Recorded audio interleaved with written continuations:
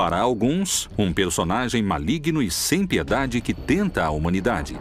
Para outros, uma invenção dos humanos e das religiões para doutrinar, gerar culpa e medo. Diabo, Satanás, Beelzebu. Se trata de um ser real. O diabo é o inimigo da humanidade. A personificação da maldade apresenta tantas caras quanto perguntas. O diabo realmente existe? Muitos creem que o diabo não existe. E esse é um grande triunfo de Satanás. O mal não tem a proporção do bem. O mal é a ausência do bem. Há aqueles que garantem inclusive terem um pacto com ele. Satanás é o libertador da humanidade e do ciclo apocalíptico. O diabo, uma das figuras mais controversas da Bíblia. Ele tem ciúme de nós, ele tem inveja da vida que Deus nos deu, porque nós temos Deus dentro de nós. Nós temos a graça que possuímos através do batismo, e o diabo está sempre tentando nos destruir por causa disso. Há especialistas que afirmam a existência de evidências satânicas. O diabo vive entre nós? Depois do exorcismo, meu psiquiatra me disse: eu não tenho esse caso cientificamente. Pois Jesus lhe dizia: sai desse homem, espírito imundo. Por acaso, seriam Deus e o diabo a mesma pessoa?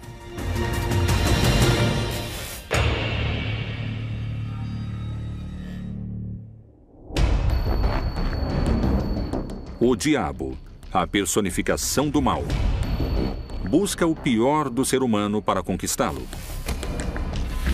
Será que, ao caírem em tentação, Adão e Eva tenham marcado a história da humanidade, assinalando o pecado em cada um de nós?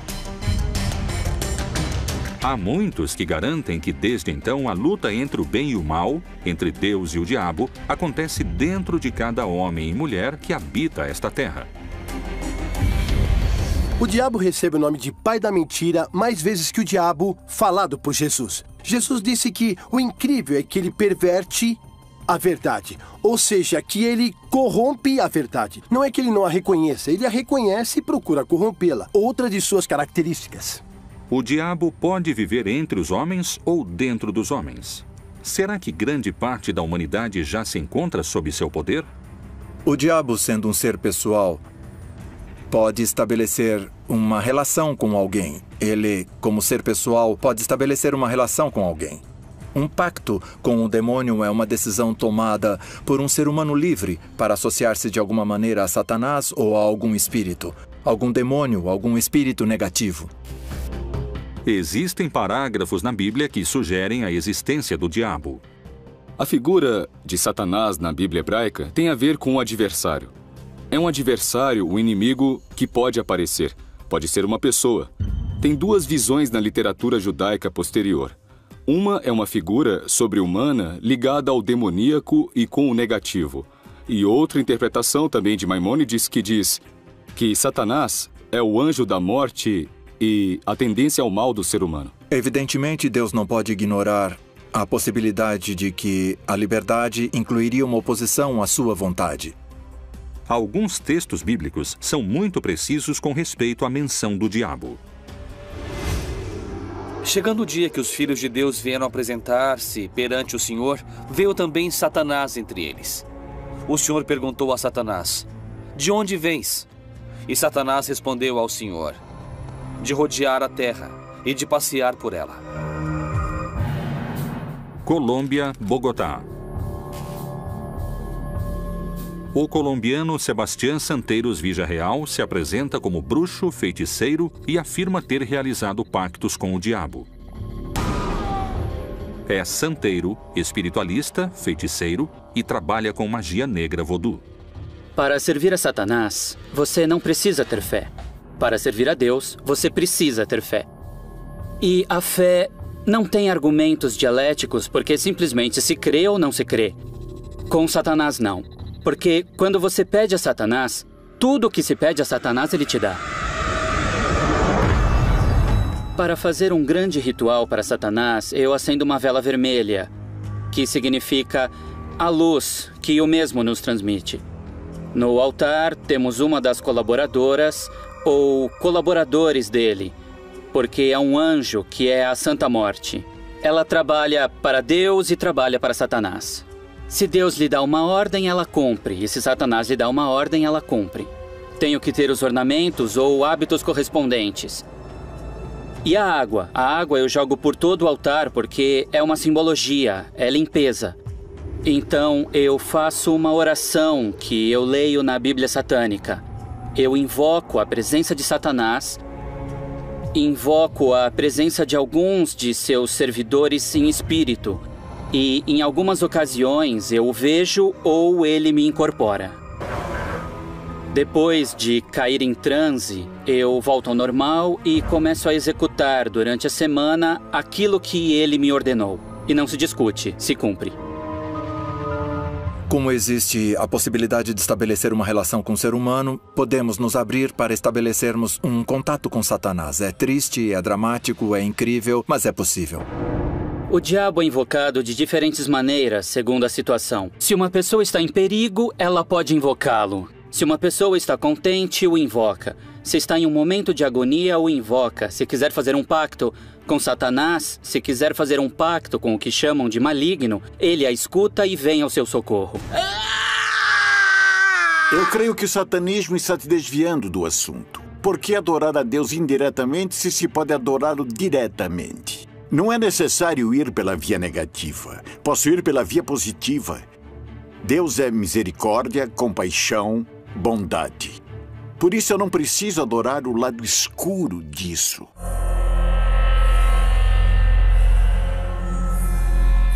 A pergunta que muitos especialistas e teólogos ainda se fazem é: o diabo realmente existe ou é uma metáfora? E se é uma metáfora, a quem Jesus se referiu como a encarnação do mal?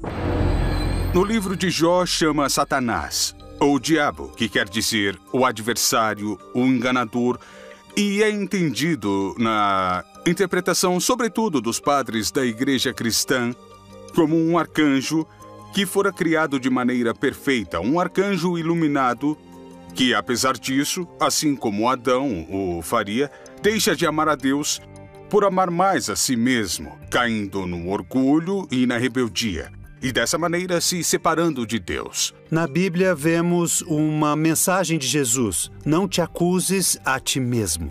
Não nos esqueçamos que aquele que se acusa em hebraico se diz Satanás. Ele é o acusador. E quando a pessoa se acusa como pecador, está fazendo às vezes de Satanás consigo mesma. Ou quando condena os demais e vive dizendo isso é ruim, isso está ruim, isso é péssimo, está fazendo às vezes de Satanás, ainda que traga a Bíblia numa mão ou use uma batina. Satanás nos acusa para Deus e essa é a função de Satanás, o acusador. Então me parece que é por uma questão literária, se utiliza inclusive para criar medo dentro da população e é uma ferramenta para que dentro da religião dirijam também toda uma comunidade. O Evangelho de Marcos é muito claro quando fala dos demônios, depois vai apresentando quais são os demônios. Há um demônio fundamental. Qual é o demônio mais importante? Que se opõe à construção do reino de Deus. É o Império Romano. E perguntou-lhe: qual é o teu nome? Respondeu-lhe ele: Legião é o meu nome, porque somos muitos. Marcos escreve sobre um endemoniado, ou seja, possuído pelo demônio, ou seja, possuído pelo império. Agora vão saber por que digo isso, tá certo? Ele quer se unir e rompe todas as ligações. E Jesus lhe pergunta: qual é o seu nome? E ele diz: meu nome é Legião. E a Legião é a unidade de combate do exército romano.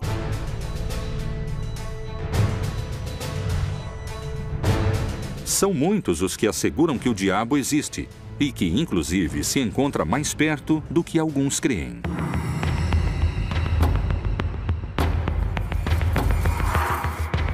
Na Bíblia temos aproximadamente uns 8 casos de exorcismo que tinham uma característica em comum, que os diferenciava de outros tipos de possessão demoníaca e exorcismo que ocorriam no Mediterrâneo. O contexto no qual aparecem os exorcismos na Bíblia tem uma clara conotação social e política. se considera possuído pelo diabo todo objeto, pessoa ou lugar que se encontra infestado em princípio. O ritual do exorcismo consiste em invocações, em ladainhas feitas ao sangue de Jesus, em alguns casos, em algumas tradições religiosas, feitas aos santos, outras feitas em invocações e conjuro aos anjos e arcanjos. Imediatamente começam as orações de imprecação, que devem ser feitas necessariamente por um ministro ordenado, ou seja, as orações de expulsão do demônio. A condição do exorcista depois do trabalho é de muito cansaço e esgotamento. O desgaste físico é muito grande, o compromisso emocional que ele assume durante o trabalho sempre leva, é claro, ao grande consolo do verdadeiro exorcista Jesus Cristo, que lhe empresta a voz e lhe empresta também os gestos, o corpo, mas é ele quem enfrenta a batalha. De que forma secreta a Bíblia menciona essa batalha? Já em Marcos e em Lucas, a possessão aparece como uma possibilidade. Porque logo certa mulher, cuja filha estava possessa de um espírito imundo, ouvindo falar dele, veio e prostou-se-lhe aos pés. Os exorcismos são realmente um modo de combater e expulsar o diabo? Se é necessário expulsá-lo, isso é prova suficiente para pensar que o diabo existe? Santo sangue do Senhor, rogai Sangue por santo nós. da Sagrada Igreja. Rogai por nós. Sangue santo da Sagrada Igreja. Rogai por nós. Santo sangue de misericórdia. Rogai por nós. Santo sangue dos auxiliadores da necessidade. Rogai por nós. Santo sangue dos filhos e filhas de Deus que nunca haverão de desonrar a sua vida. Rogai Que a presença de Deus, nosso Senhor Jesus Cristo, mostre a luz, mostre o caminho para você. Santo sangue do Senhor, eu ordeno que você saia desse corpo. Eu ordeno que você libere esse corpo. Livrai-o, Senhor, livrai-o dessa dor. Eu ordeno que você saia desse corpo. Saia agora. Nós rogamos, Senhor, liberte esse corpo. Liberte esse corpo agora. Você está bem, filho? Deus Pai, Ele te libertou. Que Jesus esteja contigo, meu filho. Os milhares de exorcismos realizados são provas suficientes da possível existência do diabo? Como se explica que a Igreja tenha sacerdotes exorcistas? O Papa Francisco, que alguns dizem nunca ter feito um exorcismo, nós acreditamos que sim, que ele já fez. Já fez pelo menos uma oração de libertação muito forte. Se o diabo não existe, como e de que maneira explicaríamos os exorcismos? A pessoa tem que estar convencida de que isso acontece. Se a pessoa não crê, é muito difícil funcionar. Na maioria dos casos, é sugestão. Eu deixo a porta aberta a algumas exceções que podem conter alguma força muito profunda. Mas essas são exceções, não é o cotidiano. É uma maneira de exercer domínio, porque naturalmente, se o demônio é algo real que está no seu corpo, e se existe alguém que pode tirar esse demônio, naturalmente essa também é uma maneira de exercer poder. A quantidade de exorcismos que eu já dirigi em minha vida passam dos 1.200. Porque as possessões são mais frequentes do que se supõe. Com as questões do exorcismo, temos que ter muito cuidado, porque são seres humanos que estão sofrendo e dos quais os líderes religiosos se aproveitam muitas vezes para tirar algum proveito próprio dessas situações. Por que seguimos duvidando de sua existência se a Bíblia fala do diabo com tanta clareza? Este personagem diabólico se encontra desde a gênese da criação até a batalha final mencionada no Apocalipse. Quais são os argumentos e por que alguns acreditam que o Todo-Poderoso e o Maligno poderiam ser a mesma pessoa? Deus e o diabo seriam duas faces da mesma moeda?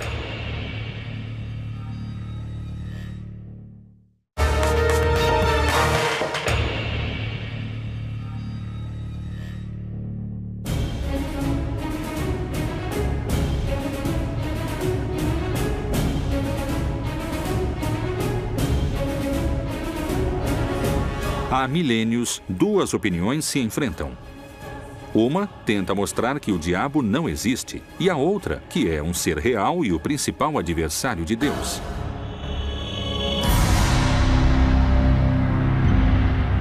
Mas, além dessas duas opiniões, há um terceiro grupo que discorda de ambos e abre um novo debate. Ele sustenta a teoria de que Deus e o diabo são dois lados que respondem a um mesmo interesse. No Antigo Testamento, acredita-se que de Deus vinha a ira e a bondade. Os teólogos têm muitos problemas em traduzir a Bíblia, esse texto, porque ele diz que o espírito mau vem de Deus. Ora, o espírito do Senhor retirou-se de Saul, e o atormentava um espírito maligno da parte do Senhor. O Deus da Bíblia não é um Deus bom, é um Deus mau. E é um Deus que nos dá muito medo, ao qual temos que de alguma forma obedecer e prestar culto. Porque ele tem todo o poder, porque pode nos causar mal, porque pode nos mandar seu anjo caído, Satanás, não é? Tem se falado muito dessa diferença entre Deus, ou da possível diferença entre o Deus do Antigo Testamento e o Deus do Novo Testamento. Em geral, de forma muito esquemática, se diz que o Deus do Antigo Testamento está muito preocupado com a justiça. Por isso, é preciso agir de forma violenta para que se faça justiça. O Deus do Novo Testamento está mais preocupado com o amor e, por isso, não ocorrem esse tipo de ações. A mesma Bíblia, entre suas páginas e histórias, nos brinda com vários exemplos de extrema crueldade. Isso pode estar associado à existência de Satanás e aos que sustentam que entre Deus e o diabo não há diferenças? Na Bíblia há muitas histórias que falam de violência, que falam de massacres, de magnicídios. A Bíblia conta a história do que ocorreu em uma época onde as mortes eram cruéis, as guerras eram violentas e os massacres eram próprios de todos os povos da antiguidade. E suas crianças serão despedaçadas perante os seus olhos. As suas casas serão saqueadas e suas mulheres violadas. Se alguém lê a história de Caim e Abel, onde um irmão mata o outro, não há nada mais horrível na vida do que um irmão matar outro irmão. Você pode imaginar muitas situações de violência, mas essa seria o cúmulo da violência. Mesmo assim, está lá. E está lá para dar testemunho de que essa violência existe entre os seres humanos, que as pessoas se matam entre si. Então, os exemplos que eles pegaram são de textos sagrados desse mundo. Um mundo bárbaro que oferecia exemplos bárbaros. Estamos diante de mitologias muito primitivas. Israel não é uma grande cultura de maravilhas, é um povo nômade e camponês. Assim como Sodoma e Gomorra e as cidades circunvizinhas que, havendo se prostituído como aqueles anjos e ido após outra carne, foram postas como exemplo, sofrendo a pena do fogo eterno. Sodoma e Gomorra é uma história muito interessante, contada no começo do relato da Gênesis. Das primeiras histórias, vinculada muitas vezes, tradicionalmente, ao tema da sexualidade, que foram cidades destruídas pela homossexualidade dos habitantes. Na verdade, quando alguém lê o texto, não tem nada a ver com homossexualidade.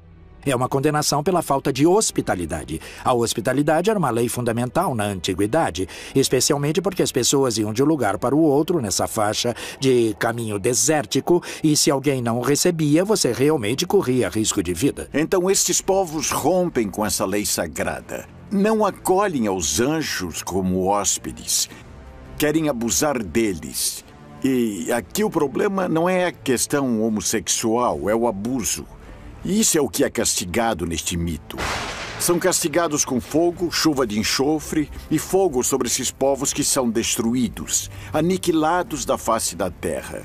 O enxofre, o fogo, é a destruição. É voltar para a estaca zero, para o nada. Se aniquila, o povo volta e volta a surgir a vida. Muito tempo depois dessas histórias foi assimilada a questão do inferno, por exemplo, que não tem nada a ver, não se fala do inferno na Bíblia, mas ele é assimilado dessa forma. Será que Deus pode ter tido essas condutas malignas que parecem pertencer ao universo do diabo? Há aqueles que creem que essa mesma Bíblia é uma criação mais ligada ao mal do que a um Deus como nós pensamos hoje. Marcião de Sinop escreveu um cânon dos textos que hoje conhecemos como a Bíblia. Ele ocultou no recorte que fez uma concepção especial do diabo. Marcião é um gnóstico cristão que considerava que o Deus que criou o mundo material e que fez ao homem e aos povos da terra tem que ser um Deus malvado, precisamente porque a matéria está identificada com o mal. Bom, na verdade, a apresentação do movimento das luzes e sombras no texto bíblico já a encontramos em Gênesis, que no princípio havia a escuridão e que a primeira ação de Deus na criação foi dizer que haja luz. Essa luz atravessa as trevas, atravessa a escuridão. Está dizendo que, na verdade, a luz que veio ao mundo era Jesus, mas os homens preferiram ou elegeram as trevas em vez da luz, porque a luz, de alguma maneira, colocava em evidência as suas obras, as quais eles queriam ocultar. Mas, para alguns dos crentes mais fiéis, essas teorias não são mais do que uma prova de que o diabo está entre nós. Nos dias de hoje, nós podemos pensar no hedonismo, na busca pelo prazer completo e total.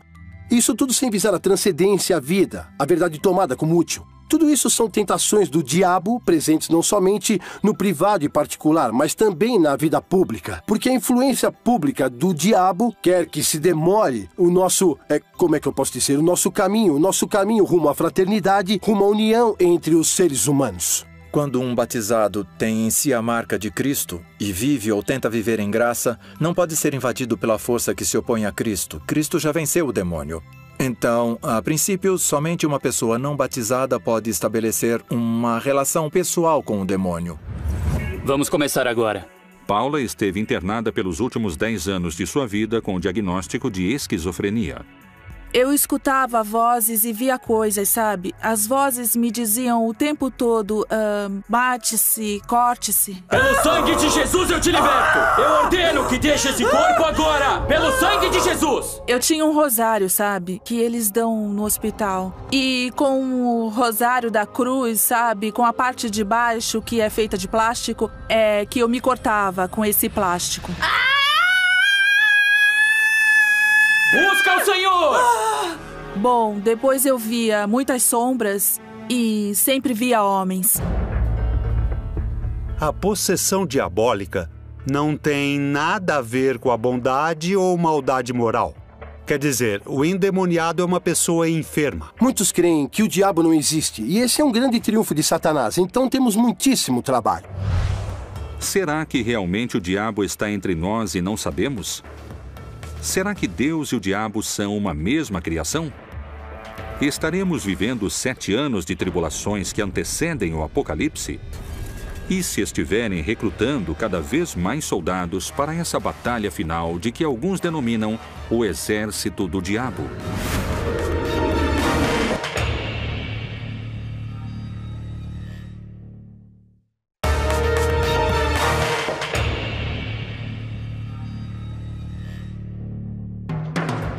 O diabo, um anjo caído que quer ocupar o lugar de Deus?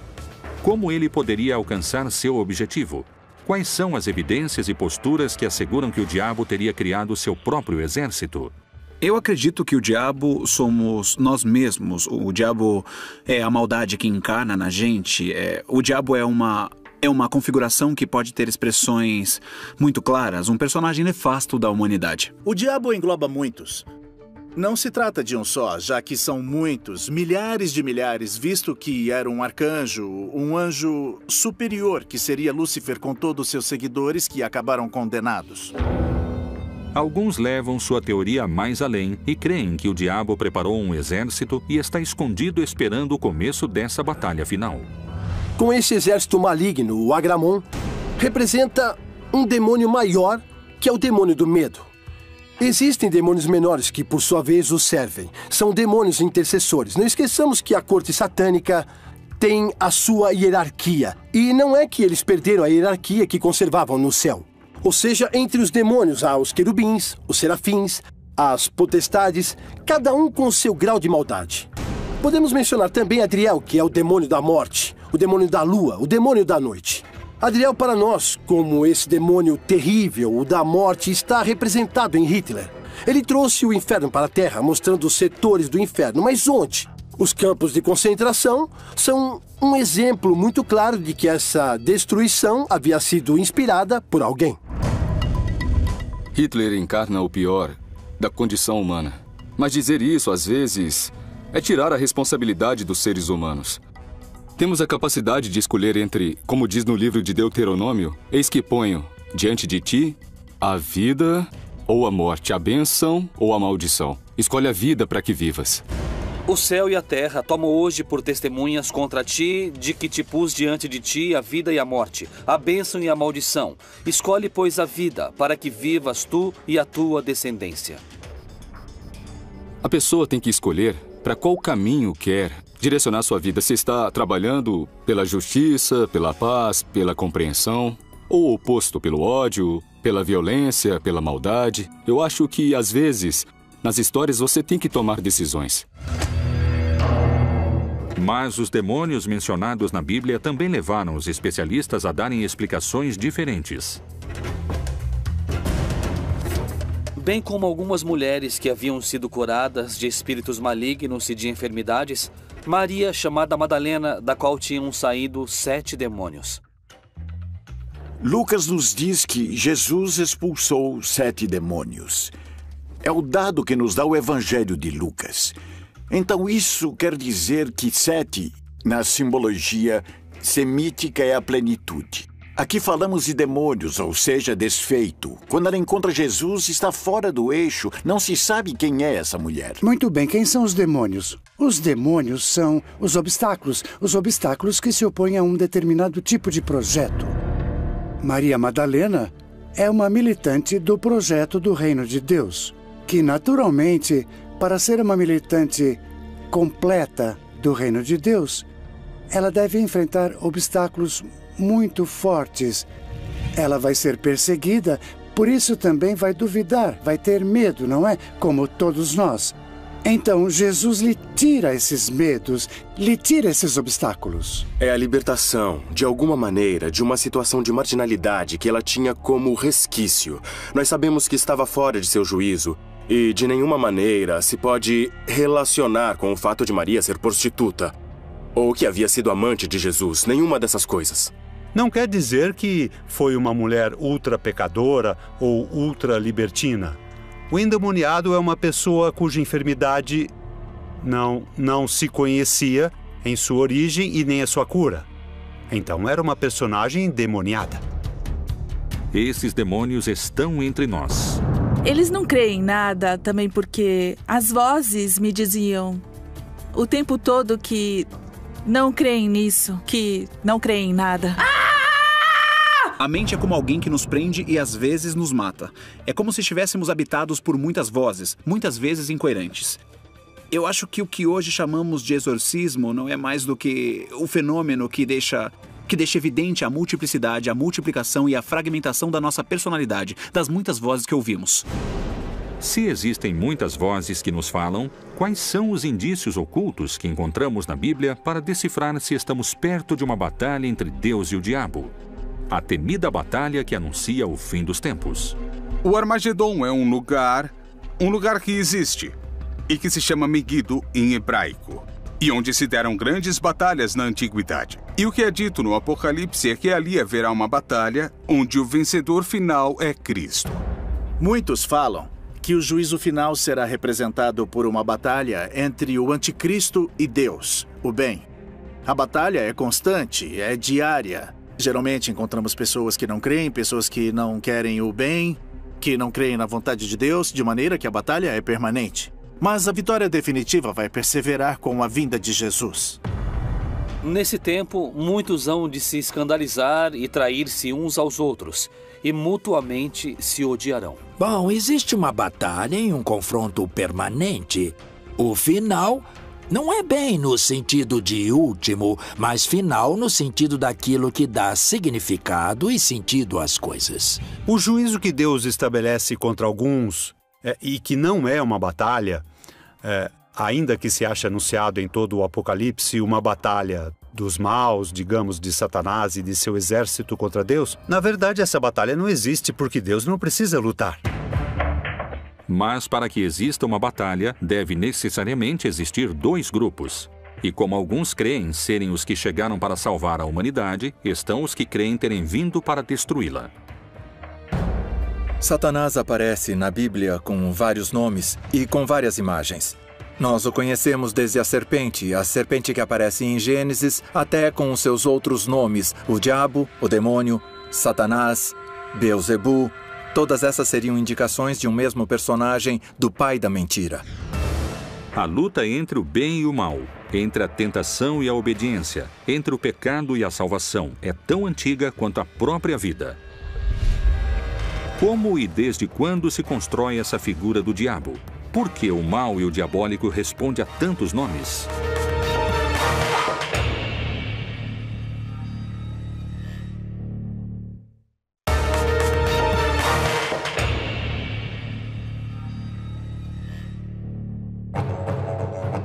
O diabo, a personificação do mal, o rival de Deus, o tentador dos homens.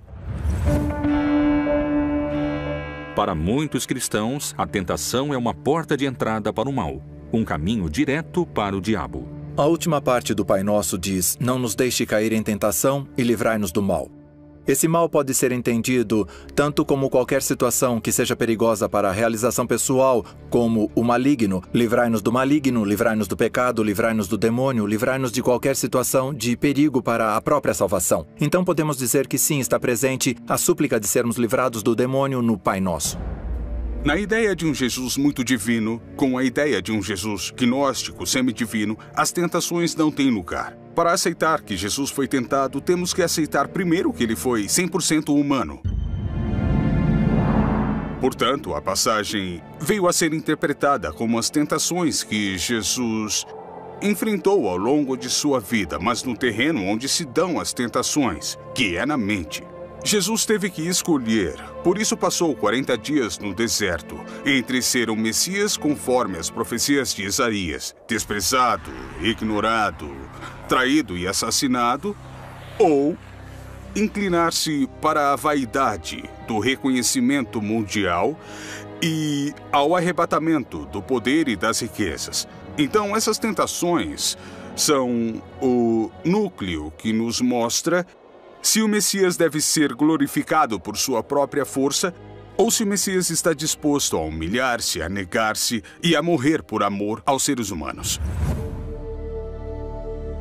A tentação existe dentro dos textos bíblicos e, além disso, a figura do diabo tenta deturpar a vontade de Jesus. Como essa figura é realmente? Alguns investigadores questionam a imagem clássica do diabo, com chifres, patas de cabra e rabo.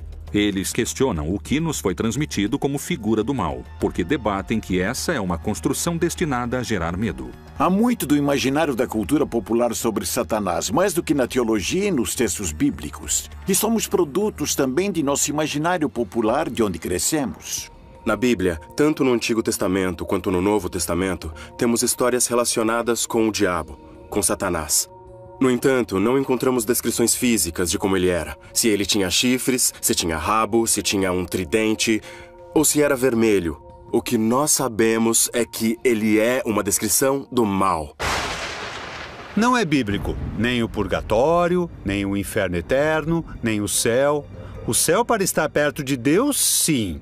O inferno como distância de Deus, sim. Mas chamas, diabinhos, um Satanás rei que manda nos demônios, isso foi uma invenção medieval. Isso aparece na Idade Média. É alguém que tem a ver fundamentalmente com o sexual. Por isso se atribui a ela a cor vermelha. Os chifres de bode e as patas de bode, que eram o poder da fertilidade e da vida, que representavam Dionísio Pan na literatura grega. O deus Pan é um deus grego muito antigo, originalmente adorado na região da Arcádia. Pan é o guardião dos rebanhos que tem a tarefa de se multiplicarem. Deus dos bosques e patos, protetor dos pastores.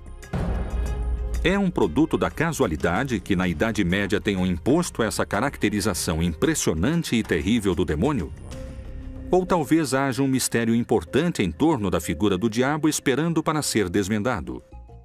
Em algum momento da história, para tornar visível a presença do mal, os autores, os pintores, usaram como origem uma imagem grotesca, com chifres, com rabo, negro, com fogo, para descrever o mal. Mas isso não significa que o diabo não existe. O diabo ter sido caricaturado na Idade Média ou que seu conceito fora utilizado para infundir o medo não quer dizer que ele não exista. A figura do diabo no cristianismo funciona como um grande ordenador moral. Ou seja, o que está mal está do lado do diabo e faz parte do pecado. A figura do diabo cristão chega efetivamente à América Latina com a chegada dos espanhóis, porque antes as culturas ameríndias usavam outras figuras que encarnavam o mal. Mesmo assim, esse mal não era um mal tão absoluto e nem tão separado do bem como é o diabo cristão, que é uma das características do pensamento do catolicismo, onde aparece o mal de um lado e o bem do outro.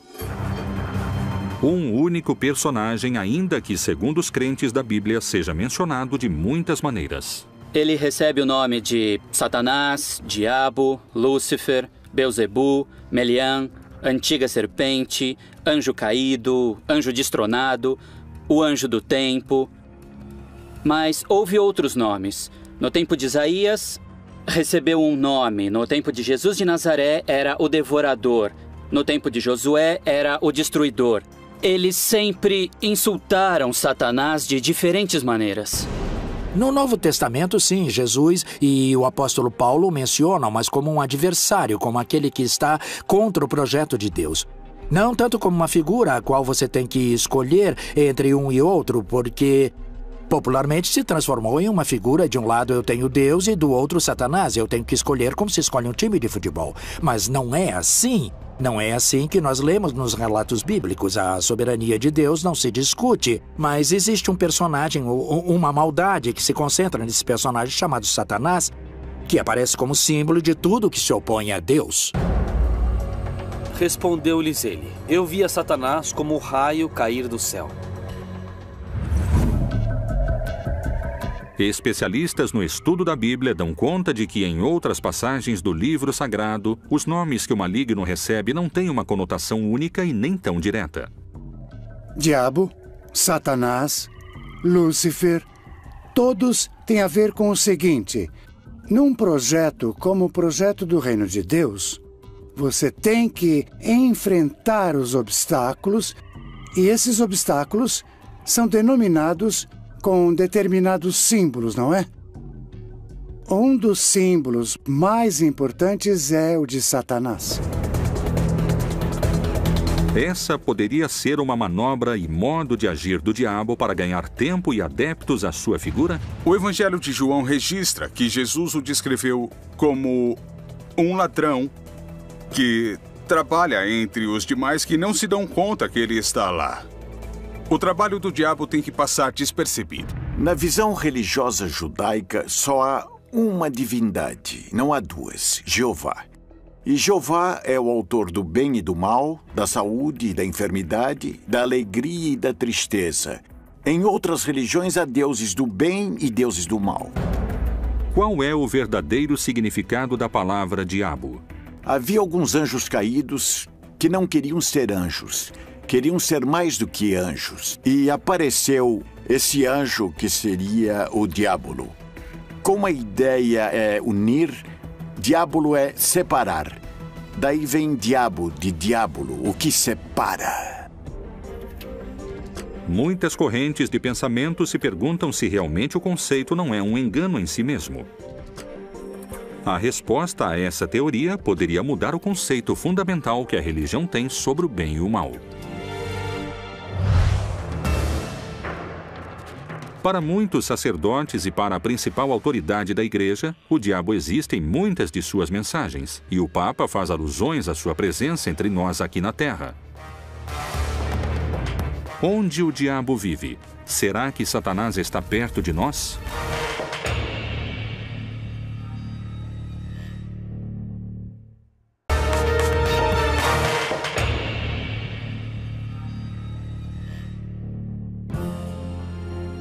O líder da Igreja Católica manifesta que a presença do demoníaco Satanás é real. Não é um mito e está presente nos lugares mais fortes, com mais fiéis. Onde? Por que se manifesta? Com toda certeza, o diabo ataca a quem ele sente que lhe escapa. Ele não vai atacar aquele que é de sua propriedade ou alguém que está morto e que não escolheu um lado. Ele vai como um predador, que é perseguir aquele que escapou dele, mas isso não é coerente com o fato de que os ataques sejam precisamente a imoralidade daqueles que creem. Francisco não foi um grande professor de teologia. Ele foi um pastor próximo de seu povo, com um coração solidário. Sua linguagem não é a do teólogo. É a linguagem da paróquia, do entorno. E isso não o desmerece para aquele que entendeu o contexto. Então ele fala de maneira popular e não como um especialista da Bíblia. Francisco não é um grande especialista da Bíblia. Ele é o Papa, e o Papa é um líder. O problema aparece quando interpretamos ao pé da letra e não como linguagem simbólica. Toda linguagem religiosa e simbólica deixa de ser religiosa. O líder da igreja também apontou o filho do diabo, o anticristo, na corrupção e no dinheiro. No livro do Apocalipse, capítulo 12, uma visão se apresenta a João, que é de uma mulher, que resplandece como o sol, e um dragão de 7 cabeças que a persegue. Viu-se também outro sinal no céu. Eis um grande dragão vermelho, que tinha 7 cabeças e 10 chifres, e sobre as suas cabeças 7 diademas. Esta visão significa que o dragão é o diabo, e suas 7 cabeças representam a totalidade do poder sobre os governos corruptos da terra. E a mulher que resplandece como o sol é o grupo de crentes, ou seja, a igreja, que reflete o caráter amoroso de Deus. A corrupção, eu acredito que continua sendo um sistema que permeia todas as faixas sociais e políticas. Atrás de tudo isso, há homens e mulheres que a utilizam. Então, nesse grupo, nós poderíamos colocar os anticristos, por assim dizer, porque vão contra a vida. No ano de 2014, o Vaticano reconheceu de forma oficial a Associação Internacional de Exorcistas, uma prova a mais que para a Igreja o diabo existe.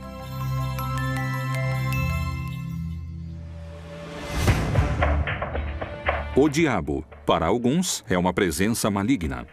Não existe apenas um anticristo. Os anticristos são entendidos como todos aqueles que são agentes da maldade e opostos diretamente à ação do Senhor Jesus.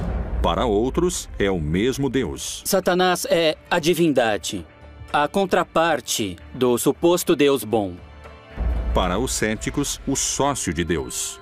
O mal e o bem estão subordinados à vontade de Deus. E há aqueles que não creem na sua existência. Os demônios são as pessoas que estão ao nosso redor causando mais danos. É mais fácil condená-lo, dizer que é o demônio, do que sentar-se com a pessoa e dizer o que foi, em que posso ajudar. O diabo é um instrumento para que o homem possa, enquanto está na história, decidir se quer amar ou não quer amar. Mas Deus é todo-poderoso e o diabo para ele não representa nenhum inimigo real. O diabo, mito ou verdade? Está entre nós, dentro de nós, ou é só uma criação ou história fantástica? O diabo, Satanás, Lúcifer, é mais um dos mistérios da Bíblia Proibida.